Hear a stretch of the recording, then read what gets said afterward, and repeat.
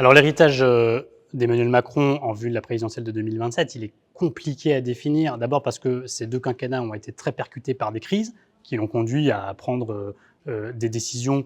Je prends un seul exemple qui est le quoi qu'il en coûte, qui a gravement compromis le rétablissement des comptes publics, là où lui, en 2017, avait promis un certain sérieux budgétaire. Donc il y a eu ces chaos provoqués par les crises, mais surtout il y a le fait que le macronisme n'a jamais été très clairement défini en tant que corpus idéologique. Pourquoi ? Parce que le macronisme, c'est d'abord Emmanuel Macron, c'est d'abord un homme, c'est d'abord le champion d'un camp, beaucoup plus qu'un héritage idéologique qui aurait été cranté, conçu, rédigé de manière substantielle. Et j'ajoute enfin à cela la très faible structuration partisane. Les échecs des macronistes aux élections locales ont bien montré que le pouvoir national macroniste avait bien du mal à irriguer le pays, à structurer territorialement un courant politique. Donc cet héritage y reste évidemment très fragile.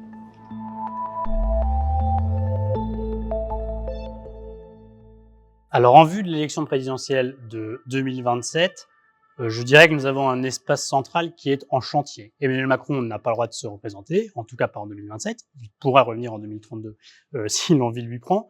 En attendant, c'est surtout une affaire d'individualité. Et là, on voit que la compétition dans cet espace central se cristallise entre la candidature de Gabriel Attal et celle d'Édouard Philippe, deux anciens premiers ministres d'Emmanuel Macron, qui d'ailleurs ne sont pas au mieux avec lui dans leur relation, puisqu'ils veulent s'inscrire en rupture, mais il sera compliqué de s'inscrire en rupture avec la personne tout en étant les dépositaires du bilan.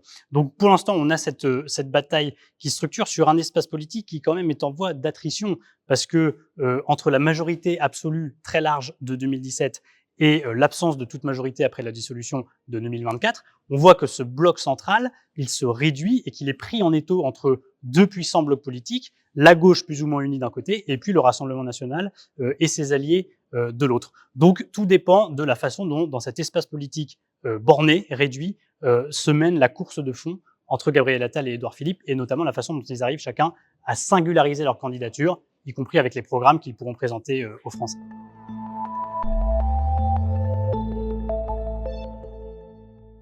À ce stade, je dirais que autant on a du mal à discerner de manière évidente ce qu'est le corpus macroniste, y compris après presque 10 ans de pouvoir, autant on a encore plus de mal à voir exactement ce que nous proposent Édouard Philippe et Gabriel Attal. Alors évidemment, en grande partie parce qu'ils n'ont pas défini leur programme, qu'ils attendent avant de dévoiler leurs propositions, mais même en termes de filiation politique et de filiation idéologique, on peine à voir dans quelle filiation ils s'inscrivent. Édouard Philippe a une histoire politique qui est plus ancienne, puisque lui était un élu avant de devenir Premier ministre d'Emmanuel Macron. Il était député maire du Havre, il faisait partie de l'UMP. Donc Édouard Philippe a une histoire de droite plutôt au centre droit, puisqu'il s'inscrivait évidemment dans la frange juppéiste de l'UMP. Gabriel Attal, il est beaucoup plus compliqué de lui trouver une filiation politique parce que c'est un pur produit du macronisme. Il a émergé complètement sous Emmanuel Macron, et que par ailleurs, il semble encore chercher l'espace politique dans lequel s'inscrire. Il est probable qu'il cherche à aller récupérer les électeurs de gauche déçus d'Emmanuel Macron en l'absence d'une offre social-démocrate, là où Édouard Philippe, lui, tiendra un discours plus à droite qui pourra essayer d'aller chercher ces électeurs de droite qui ont pu voter pour Emmanuel Macron et qui aujourd'hui se cherchent un champion.